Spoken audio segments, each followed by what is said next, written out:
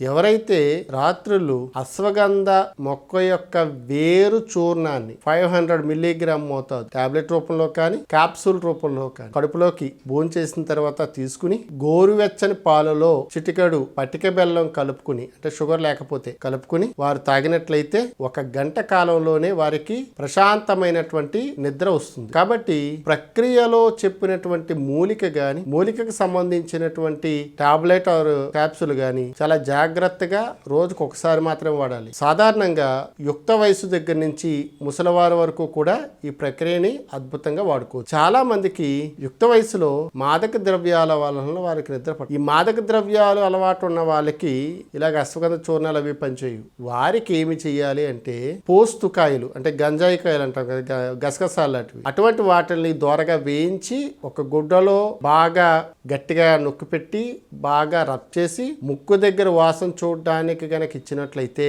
విపరీతమైనటువంటి నిద్ర వస్తుంది.